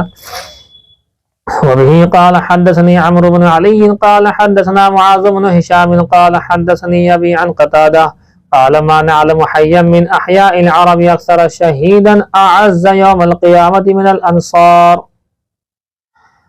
ہم فرماتے ہیں، حضرت قتادہ فرماتے ہیں کہ ہم نہیں جانتے کہ عرب کے قبیلوں میں سے کوئی قبیلہ زیادہ شہید ہوا ہو، عرب کے قبیلوں میں سے کوئی قبیلہ زیادہ شہادتیں ملی ہوں ان کو، اور وہ قیامت کے دن زیادہ اعزاز میں ہو انصار کے مقابلے میں۔ انصار ہی ہیں جنہوں نے شہادتیں زیادہ پیش کی ہیں، انصار ہی ہیں کہ شہادتیں زیادہ ہیں، تو اعزاز و اکرام کل میدان محشر میں ان کو زیادہ ہے۔ دیکھو بڑی بڑی جنگیں جہاں جہاں، اب دیکھیں یہی ہیں، غزوہ احد کے اندر زیادہ ہوئی ہیں، تو اس میں 65 ہیں انصار۔ اسی طریقے سے آپ دیکھیں بیر معونہ کا واقعہ پیش آیا، بیر معونہ، تو اس میں بھی جو ہے انصار تھے، اور اس میں 70 آدمی تھے، وہ بھی انصار تھے۔ جنگ یمامہ، اس میں بھی جو ہے انصار تھے۔ تو اس طریقے سے جنگ بیر معونہ اور جنگ یمامہ اور اس طرح اور بھی جنگیں ہوئی ہیں، تو انصار کی شہادتیں زیادہ ہیں۔ خلاصہ یہ ہے کہ انصار کی شہادتیں زیادہ ہیں، تو عزت و اکرام بھی کل میدان محشر میں ان کا زیادہ ہے۔ دیکھیے، قال قتادہ، حضرت قتادہ فرماتے ہیں، وحدثنا انس بن مالک، حضرت انس بن مالک نے ہم سے حدیث بیان کی، انہ قتل منہم یوم احد 70، کہ بے شک قتل کیے گئے، شہید کیے گئے ان میں سے کتنے؟ 70 غزوہ احد کے دن انصار میں سے، یعنی مراد یہ کہ اکثریت انصار کی تھی، 4 تھے مہاجر اور 1 تھا یہودی۔ وَيَوْمَ بِئْرِ مَعُونَةَ 70، اور بئر معونہ کے اندر بھی 70۔ بئر معونہ وہی ہے، اس کا واقعہ آئے گا تفصیل سے. خلاصہ اس کا یہ ہے کہ ایک جماعت کسی جگہ کی آئی، انہیں آ کر کے یہ کہا کہ ہمارے یہاں کچھ قرہ حضرات آپ بھیج دیجئے تاکہ ہمارے لوگوں کو پڑھائیں، اسلام قبول کر چکے ہیں. اس میں 70 صحابہ جو قرہ حضرات تھے ان کو بھیج دیا تھا. راستے میں انہوں نے غدر کیا، دھوکہ دیا اور ان لوگوں کو وہاں پر شہید کر دیا. اللہ کے حبیب کو خبر لگ گئی، اللہ کے حبیب نے ان کے خلاف بد دعائیں بھی کی ہیں. پھر اور یمامہ کا آپ کو پتہ ہی ہے، مسلمہ کذاب، ابوبکر صدیق کے دور میں جنگ ہوئی ہے اور وحشی بن حرب نے مسلمہ کذاب کو جو ہے کافر کردار تک پہنچایا. خالد بن ولید کو حضرت ابوبکر صدیق نے جہاد کے لیے اس کے ساتھ بھیجا اور پھر مسلمانوں کی جنگ ہوئی اور فتح ہوئی. وہ وہی ہے. وَيَوْمَ الْيَمَامَةِ 70 اور جنگ یمامہ کے اندر 70. کہنا چاہ رہے ہیں کہ اکثریت جو ہے شہید ہوتی تھی وہ انصار کی ہوتی تھی. قال راوی کہتے ہیں وَكَانَ بِئْرُ مَعُونَةَ عَلَىٰ عَهْدِ رسول اللہ صلی اللہ علیہ وسلم کہ بئر معونہ کی جنگ جو ہوئی ہے وہ تو رسول اللہ کے عہد میں ہوئی ہے. وَيَوْمُ الْيَمَامَةِ اور جنگ یمامہ جو ہوئی ہے عَلَىٰ عَهْدِ ابی بکر ابو بکر صدیق کے دور میں ہوئی ہے. یوم مسیلمۃ الکذاب اور یہ مسیلمہ کذاب کا دن تھا، یعنی اس سے جنگ تھی. اس کا بھی واقعہ آپ کے سامنے بیان ہو چکا ہے، کیسے وہ دیوار کی برابر میں کھڑا ہوا تھا. وحشی بن حرب نے ایسا جو ہے مارا کہ سینے میں پار کر دیا. وہ عورت جو اوپر کھڑی چھت پر دیکھ رہی تھی، واہ امیر المؤمنین، ہائے امیر المؤمنین کو ہمارے مار ڈالا اس کالے نے مار ڈالا، اس طرح کی باتیں کر رہی تھی. تو بہرحال حضرت وحشی کہتے تھے کہ اللہ نے مجھے شرف دیا اس بات کا کہ وہ جو میں نے غلطی کی تھی حضرت حمزہ کو شہید کر کے خیر الناس کو میں نے شہید کیا تھا، تو اب میں نے شر الناس کو مارا ہے. مسلمہ کذاب شر الناس، تو اس سے مجھے کچھ مکافات ہو جائے گی، چین و سکون دل کو میرے ہو جائے گا. یہ ہے جی. وبه قال حدثنا قتيبة بن سعيد قال حدثنا الليث عن ابن شهاب عن عبد الرحمن بن كعب بن مالك ان جابر بن عبد الله اخبره فرماتا حضرت جابر بن عبد الله نے خبر دی اس بات کی ان رسول اللہ صلی اللہ علیہ وسلم كان يجمع بين الرجلين من قتل احد في صوب واحد کہ اللہ کے رسول صلی اللہ علیہ وسلم جمع کرتے تھے دو مردوں کو شہیدوں میں سے، احد کے شہیدوں میں سے ایک کپڑے میں.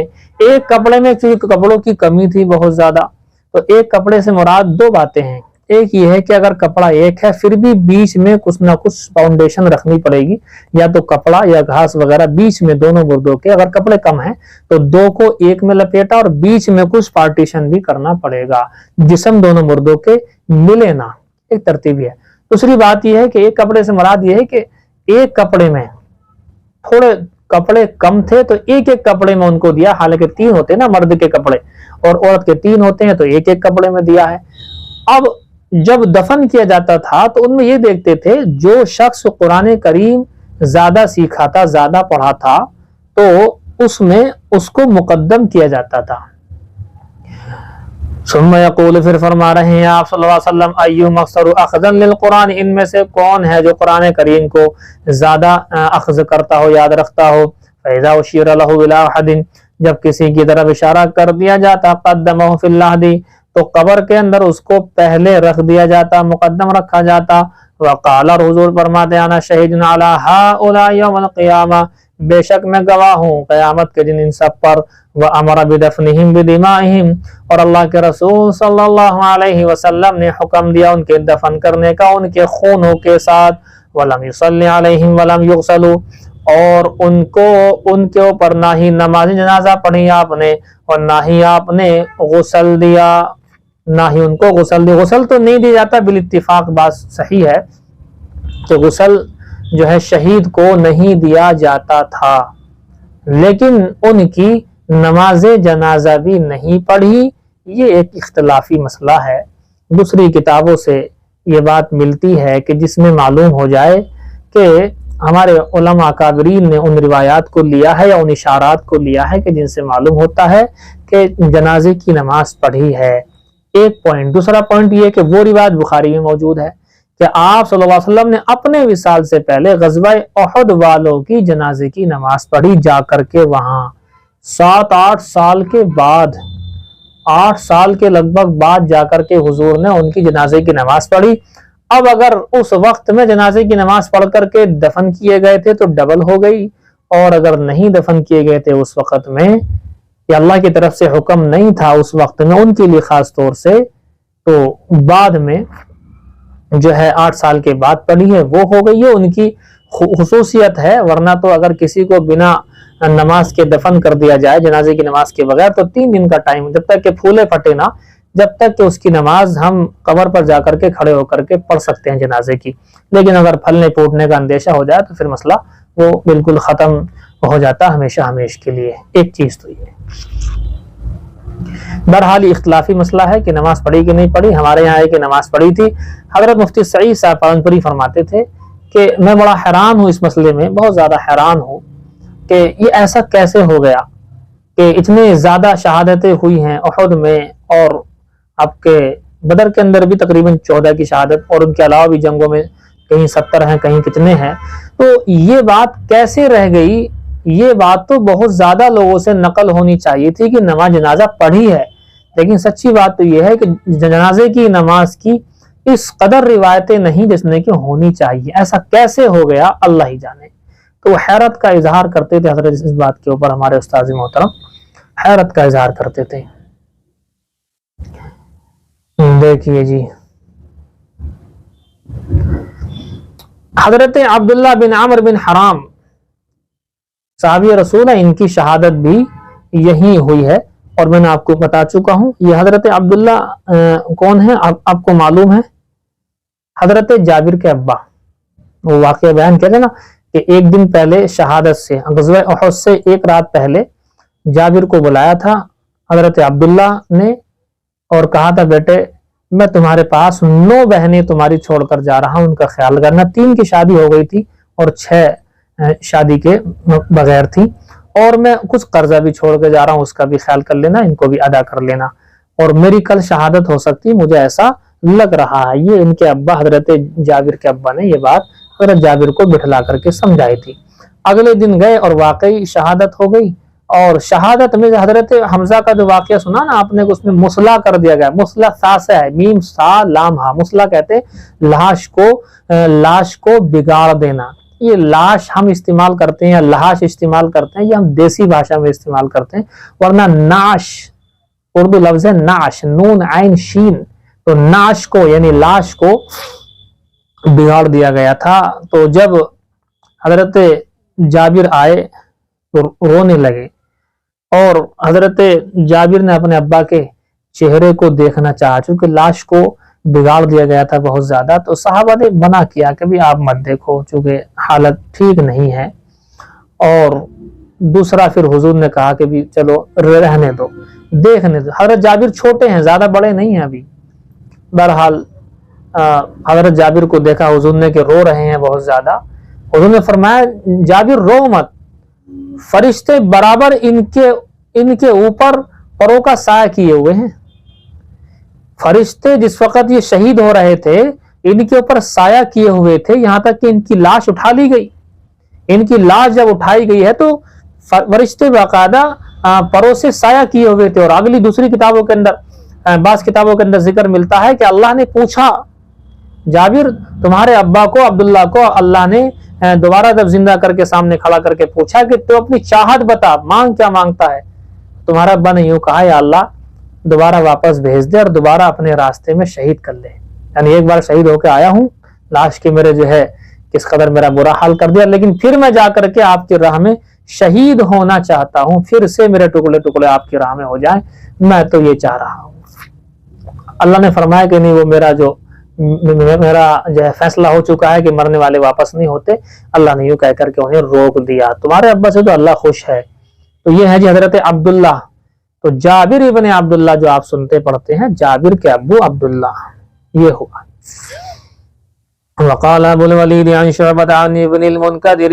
ابو الولید کہتے ہیں شعبہ سے نقل کرتے ہوئے، ابن المنکدر سے نقل کرتے ہوئے، قال سمعت جابرا. ابن المنکدر کہتے ہیں کہ میں نے سنا حضرت جابر کو قال یوں کہتے ہوئے، لما قتل ابی، جب میرے ابا کو شہید کر دیا گیا، جعلت ابکی، تو میں رونے لگا، واکشف الثوب عن وجہی، اور میں ان کے چہرے سے کپڑا ہٹانے لگا. فجعل اصحاب النبی صلی اللہ علیہ وسلم ینہونی، اور مجھے حضور کے صحابہ روکنے لگے کہ نہ دیکھو. والنبی صلی اللہ علیہ وسلم لم ینہا، اور حضور صلی اللہ علیہ وسلم نے مجھے نہیں روکا. وقال النبی صلی اللہ علیہ وسلم لا تبکیہ او ما تبکیہ، اور حضور نے یوں فرمایا کہ نہ رونا، لا تبکی ہی فرمایا تھا یا ما تبکی ہی فرمایا تھا، دونوں کا ترجمہ تو ایک ہی ہے، راوی کو شک ہے لا تھا یا ما تھا، معنی ترجمہ ایک ہی ہے کہ مت رو اے جابر مت رو، ما زالت الملائکۃ تظلھا باجنحتھا تعرفیا، کہ فرشتے تیرے ابا کے اوپر برابر اپنے پروں سے سایہ کیے ہوئے رہے یہاں تک کہ آپ کے ابا کی روح کو اٹھا لیا گیا۔ جب تک تمہارے ابا شہید ہوئے اور ان کی روح کو اٹھا کر اللہ کے پاس لے جایا گیا ہے تب تک فرشتے سایہ کیے ہوئے تھے، تمہارے ابا کا مقام تو بہت اونچا ہے، رو مت۔ تو یہ کہا جی دیکھیے بس یہ آپ صلی اللہ علیہ وسلم کا خواب ہے، اگلا یہ انشاءاللہ کل بیان کریں گے۔ ابن ماجہ شریف باب فضائل العشرۃ رضی اللہ عنہم اجمعین، یہ باب ہے عشرہ مبشرہ کے فضائل کے سلسلے میں۔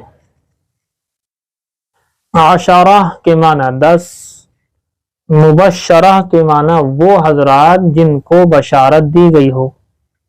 عشرہ مبشرہ وہ 10 صحابہ جن کو بیک وقت ایک ہی موقع پر جنت کی بشارت دی گئی ہو۔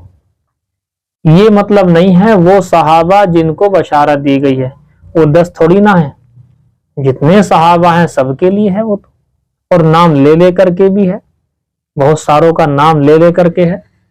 تو یہ 10 صحابہ کی کیا خصوصیت ہے؟ عشرہ مبشرہ کہنے کی وجہ کہ 10 لوگ جن کو جنت کی بشارت دی گئی، حالانکہ اوروں کو بھی دی گئی ہے، اس کی وجہ صرف یہ ہے کہ ایک ہی حدیث میں بیک وقت حضور نے ایک ہی بات میں اس کو بیان کر دیا۔ ابو بکر فی الجنہ، عمر فی الجنہ، عثمان فی الجنہ، علی فی الجنہ، سعد فی الجنہ، سعید فی الجنہ، اور طلحہ فی الجنہ، زبیر فی الجنہ، عبد الرحمن بن عوف فی الجنہ، ابو عبیدہ فی الجنہ۔ تو آپ نے اس طریقے سے 10 کو جو ہے لگاتار جو کہا، ایک ساتھ کہا، یہ 10 ہیں عشرہ مبشرہ، اس لیے ان کو عشرہ مبشرہ کہتے ہیں، ورنہ یہ مطلب ہرگز نہیں کہ ان 10 کو جنت کی بشارت ہے باقی کو نہیں ہے، یہ مطلب ہرگز نہیں ہے۔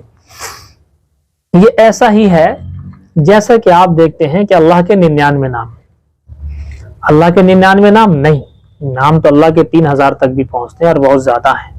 99 نام کا کیا مطلب؟ ایک ہی حدیث میں ایک ساتھ 99 آئے ہیں، اس لیے اللہ کے 99 نام کی روایت چلتی ہے، لیکن یہ مطلب ہرگز نہیں ہے کہ 99 سے اوپر نام ہی نہیں ہے، یہ بات غلط ہے۔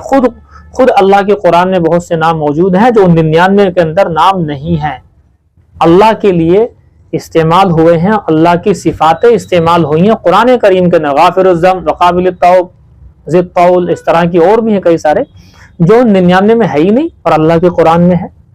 تو اس لیے کہتے ہیں کہ نام تو بہت سارے ہیں، ہزاروں نام ہیں اللہ کے، لیکن 99 کا مطلب صرف یہ ہے کہ ایک ساتھ ایک ہی حدیث میں ایک ہی وقت میں حضور نے بیان فرمائے ہیں 99 نام، اس لیے 99 کا سکہ چلا ہے، ورنہ صرف 99 ہے یہ مطلب نہیں ہے۔ اب 2 باتیں ہوئیں، عشرہ مبشرہ وہ صحابہ جن کو جنت کی بشارت ایک ہی حدیث میں ایک ساتھ دی گئی ہے، یہ صحیح ہے، باقی اور وقتوں میں اوروں کو بھی جو ہے اس طریقے سے اللہ کے قرآن میں ہے۔ وَكُلًّا وَعَدَ اللَّهُ الْحُسْنَى، جو فتح مکہ سے قبل اسلام قبول کیے ہیں صحابہ بنے ہیں، فتح مکہ کے بعد صحابہ بنے ہیں، تو ان سب کے لیے جنت کی خوشخبری ہے۔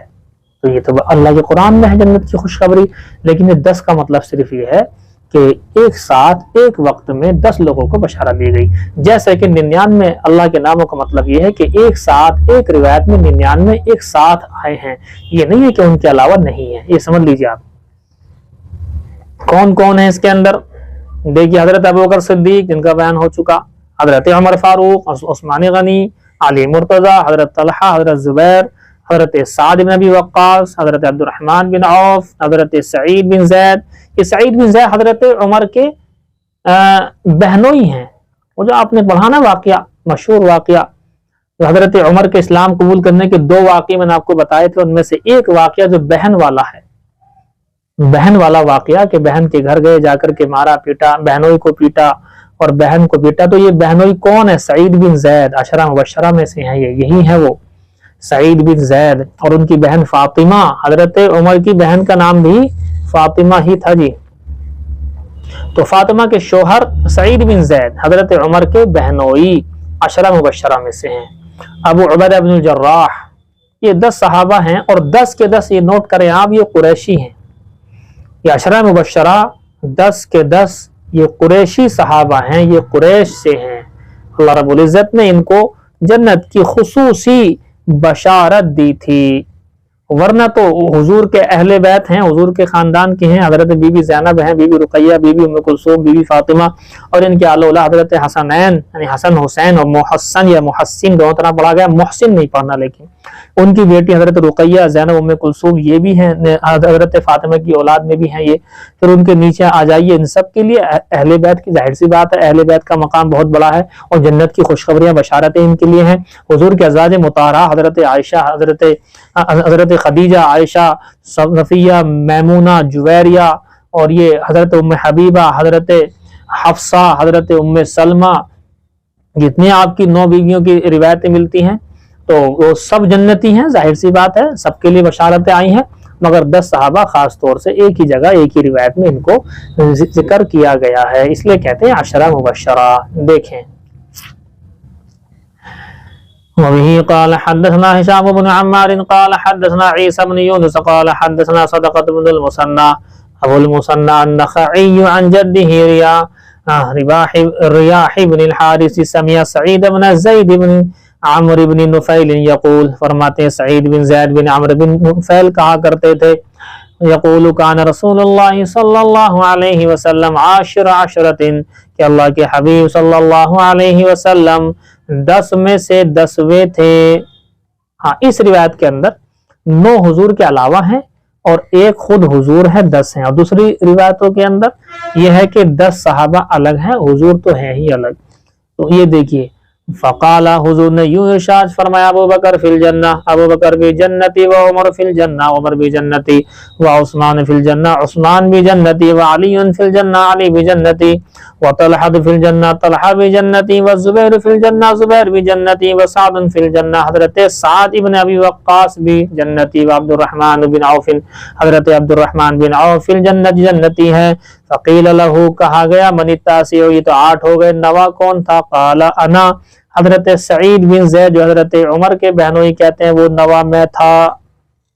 ان میں کس کا نام رہ گیا؟ یہ دیکھیں آپ، حضرت ابو عبیدہ ابن الجراح، جو کہ دوسری روایتوں سے ثابت ہے کہ یہاں حضور نے ان کا بھی ذکر جو ہے کیا تھا۔ اب دیکھیے، حضرت ابو بکر صدیق کی پورا جو ہے زندگی کے مختصر زندگی آپ سے بیان کی، عمر کی زندگی، عثمان غنی، حضرت علی حیدر کرار کی، حضرت طلحہ کے واقعہ، کیسے جنگ جمل میں حضرت کو تیر لگا اور وہ پیر میں گھسا، اور اس کے بعد ان کی شہادت کا یہی واسطہ بنا، ذریعہ بنا۔ پیر میں تیر جب لگ گیا تو زخم اگر بند کرتے تو پیر پھول جاتا، زخم کھولتے تو خون جاری رہتا، کہنے لگا اللہ کی طرف سے بس چھوڑ۔ حضرت زبیر ابن العوام کا کیسا دل خراش واقعہ، آخری جنگ جمل سے جب حضرت علی نے ان کو سمجھایا، جس حضرت طلحہ کو سمجھایا تھا، وہ پیچھے ہٹ گئے جنگ جمل کے اندر، حضرت زبیر پیچھے ہٹ گئے تھے، واپس جا رہے تھے کہیں، عمرو ابن جرموز اس بدبخت نے جو ہے حضرت زبیر کو جو ہے نماز کی سجدے کی حالت میں سر ان کا کاٹ دیا اور حضرت علی کے پاس لے آیا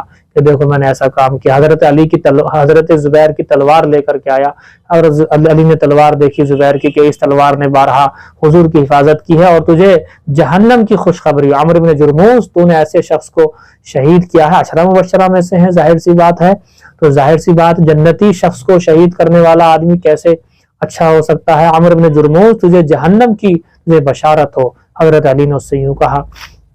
اور حضرت سعد کا آپ نے اپنے واقعے پڑھا ہی ہے، مستجاب الدعوات تھے، دعائیں اتنی قبول ہوتی تھیں کہ کیسے ایک شخص کو جو ہے اس نے حضرت طلحہ، علی، زبیر کو الٹا سیدھا کہا کہ بھی رک جاؤ، خاموش رہو، برا بلا مت کہو، لیکن باز نہیں آیا۔ حضرت نے 2 رکعت نماز پڑھ کے بد دعا کی، بد دعا کا اثر یہ ہو کہ بختی اونٹ آیا، ایسے کچل کر کے چلا گیا، اس کو مار کر کے۔ ایسی اپنا بیٹے کے حق میں ایک بار مرتبہ بد دعا کی تھی، عمر بن سعد، عمر کے حق میں بد دعا کی تھی، تو بد دعا وہی کہ غلام کو جو انہوں نے مار پٹائی کر دی تھی، اس کی جو ہے پنڈلیوں سے خون جو ہے گر رہا تھا کہ بھی تمہیں کیا ہوا کہ تمہارے بیٹے نے مارا ہے ناحق مجھے، اپنے بیٹے کے لیے اللہ اس کو بھی خونم خان کر دے، اس کے لیے بد دعا کر دی۔ تو یہ عمر بن سعد جو ہے حضرت حسین کے قاتلوں میں تھا، ان کو شہید کرنے والوں میں تھا۔ اور پھر مختار الثقفی جو پہلے آدمی صحیح تھا، بعد میں اس نبوت کا دعویٰ کر کے اپنا آپ کو خراب کر لیا تھا، ایمان سے پھر گیا تھا، اس نے جو ہے چن چن کر کے حضرت حسین کے قاتلوں کو مارا تھا، تو اس کو بھی عمر بن سعد کو بھی مارا تھا اس نے۔ تو یہ ہے وہ بہرحال آپ نے جو عبد الرحمن بن عوف کا آگے ذکر آئے گا پھر بتائیں گے۔ تو خلاصہ یہ کہ ان میں سے اکثر کا احوال اور زندگی کا آپ کے سامنے بیان میں کر چکا ہوں۔ دیکھیے ایک چیز اور اس حدیث کے اندر آپ نوٹ کریں کہ اللہ کے حبیب صلی اللہ علیہ وسلم کی زبان سے الفاظ ادا ہوئے ہیں، کیا ہوئے ہیں؟ نمبر 1 پر ابو بکر فی الجنہ، 2 پر عمر فی الجنہ، 3 پر عثمان فی الجنہ، 4 پر علی فی الجنہ۔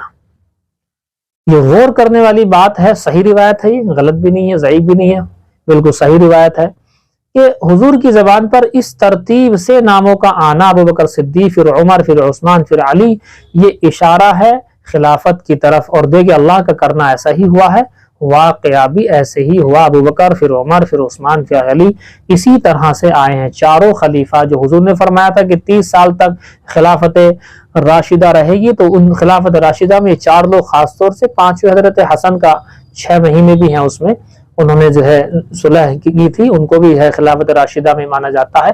خاص طور سے چاروں کی ترتیب جو حدیث میں آئی ہے اسی ترتیب سے خلافت اللہ کی طرف سے ان لوگوں کو ملی ہے۔ اب کوئی اعتراض کرے کہ علی نمبر 1 پر ہیں، پہلے ہیں، بھائی علی تو ہر جگہ ہیں، علی تو اگر 4 پر بھی رہیں تب بھی سب سے نمبر 1 پر ہی رہیں گے، علی تو علی ہیں، لیکن بہرحال خلافت ابو بکر کو ملی ہے اور علی نے اظہار رضا کیا ہے، بعد میں عمر کو ملی ہے تو علی نے اظہار رضا کیا ہے، راضی رہے ہیں، عثمان کی خلافت پر حضرت علی راضی رہے ہیں، تو حضرت علی راضی ہے تو کسی ایرے گہرے نتھو خیرے کے لیے کیا اوقات ہے، کیا حیثیت ہے کہ وہ اپنے آپ کو کرے۔ ایک پوائنٹ کی بات اور غور کریں اس میں، دیکھیے حالانکہ یہ باتیں کرنی اچھی نہیں ہوتی، میں کبھی میچ وغیرہ کھیلتا بھی نہیں ہوں، میں جب بچپن میں کھیلا ہوں، بس بڑے ہو کر کے ہم لوگ میچوں سے دور رہے، کھیل کود سے دور ہے، لیکن کھیل کے بارے میں جانکاری ہے، کھیل کے بارے میں جانکاری ہوتی ہے، لیکن میں زیادہ کھیل کود میں ہوں نہیں، زیادہ کیا ہوں ہی نہیں بس۔ تو کہتے ہیں حضرت میچ میں جو ہوتا نا، ایک پلیئر، ایک کھلاڑی ہم نے سنا ہے ایسا رکھا جاتا ہے جو لاسٹ کے لیے رکھا جاتا ہے، کہ آخر میں ایک کھلاڑی ایسا مضبوط رکھو کہ اگر ساری ٹیم ہار جائے تو لاسٹ والا مضبوط کھلاڑی اس کو سنبھال لے۔ یہی ہے حضرت علی، یہ 4 نمبر پر آنا ان کے لیے کمال کی بات تھی۔ حضرت ابوبکر صدیق کے دور میں اتنے فتنے نہیں تھے، عمر کے دور میں فتنے اتنے نہیں تھے، عمر تو خود دروازہ تھے کہ جب تک حضرت عمر نہ ٹوٹے نہ شہید نہ جب تک جو ہے مطلب فتنے نہیں پھیلیں گے۔ حضرت عثمان کے دور میں فتنے اتنے بڑھ گئے، اب اس کو سنبھالنے کے لیے کوئی پلیئر، کوئی کھلاڑی ہونا چاہیے تھا۔ ابو بکر اتنے بڑے کھلاڑی نہیں تھے اس طرح جو اتنے فتنوں کو سنبھال سکے، عمر بھی نہیں سنبھال سکتے تھے، عثمان بھی نہیں سنبھال پائے تھے، تو اب علی ہی تو تھے جو اس سارے فتنوں کے بیچ میں رہ کر کے اس کو سنبھال سکتے تھے اور سنبھالا۔ تو حضرت علی کی شان بڑھتی ہے نمبر 4 پر آنے سے کہ چاروں طرف سے فتنے اور فتنوں کے زمانے کو جو ہے لے کر کے چلیں حضرت علی، اور یہ طاقت اللہ نے حضرت علی کو دی تھی، حیدر کرار شیر خدا ہی کو دی تھی، تو حضرت علی کی شان گھٹ کہاں رہی اگر نمبر 4 پر ہیں؟ تو یہ تو شان بڑھی ہے کہ ایک پلیئر کو اللہ پاک نے ایسا رکھا، ایک کھلاڑی ایسا رکھا ہوا تھا کہ جب فتنے زیادہ ہو جائیں گے، پوری ٹیم ہارے گی اور فتنے زیادہ ہو جائیں گے، تو ایک حضرت علی اس کو سنبھالنے کے لیے آئیں گے، تو اسی طریقے سے حضرت علی نے اس کو سنبھالا، تو اس سے حضرت علی کی شان گھٹ کہاں رہی ہے؟ ابو بکر کا جو ہے میدان الگ تھا، عمر کا میدان الگ تھا، عثمان غنی کا میدان الگ تھا، ان کے زمانے میں فتنے ابھر گئے تھے بہت زیادہ، وہ سنبھال بھی نہیں پائے۔ حضرت عثمان غنی کے وقت میں حضرت عثمان غنی شہید ہو گئے ہیں، یعنی حضرت عثمان کے وقت میں اتنے فتنے کہ اب ضرورت تھی ایک ایسے خلیفہ کی جو فتنوں میں رہتے ہوئے اس کو سنبھال سکے، وہی تو حضرت علی ہیں۔ تو یہ تو شان بڑھی ہے، گھٹی تھوڑی ہے۔ اللہ کے نبی صلی اللہ علیہ وسلم کی زبان پر اس ترتیب سے نام آئے ہیں، ابو بکر، عمر، عثمان، علی، اور اسی ترتیب سے اللہ کی طرف سے جو ہے مطلب خلافت بھی مل گئی ہے۔ دیکھیے چلیے، وبه قال حدثنا محمد بن بشار قال حدثنا ابن ابي عدي عن شعبة عن حسين عن هلال بن يساف عن عبد الله بن ظالم عن سعيد بن زيد قال अशहदु अला रसूलिल्लाह सल्लल्लाहु अलैहि वसल्लम इन्नी समिअतुहु यक़ूलु। हजरत सईद बिन ज़ियाद रज़ी अल्लाह तआला अन्हु यूं कहते हैं कि मैं गवाही देता हूँ अल्लाह के रसूल सल्लल्लाहु अलैहि वसल्लम पर इस बात की कि बेशक मैंने अल्लाह के हबीब सल्लल्लाहु अलैहि वसल्लम को ये इरशाद फरमाते हुए सुना, उसबुत हिरा, ए हिरा पहाड़ ठहर जा, साबित कदम हो जा। आप हिरा पहाड़ पर खड़े हुए थे, हजरत अबू बकर सिद्दीक जो है साथ में थे, और भी चंद सहाबा थे। हजरत अबू बकर सिद्दीक थे, हजरत उमर थे, और आपके हजरत उस्मान भी थे, हजरत उस्मान भी थे। बहरहाल ये लोग मौजूद थे। तो अल्लाह के हबीब ने कहा, हिरा पहाड़ ठहर जा, तेरे ऊपर एक सिद्दीक, एक तो नबी है यानी मैं हूँ, एक सिद्दीक है अबू बकर सिद्दीक, एक शहीद है हजरत उमर, यहाँ तक है, हजरत उमर तक है ये।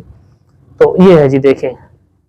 अब यही आप सल्लल्लाहु अलैहि वसल्लम ने उन 10 सहाबा को भी जन्नत की खुशखबरी दी इस मौके पर, पहाड़ पर खड़े खड़े। अबू बकर व उमर व उस्मान व अली व तलहा व जुबैर व साद और वब्न औफिन व सईद बिन ज़ैद, इन सब के लिए भी अल्लाह पाक ने गिनती कराई, वो अशरा मुबश्शरा। देखिए फरमाते हैं, उसबुत हिरा, ए गारे हिरा, ए हिरा, हिरा पहाड़, ए हिरा तू साबित कदम हो जा, तू ठहर जा, क्यों हिल रहा है।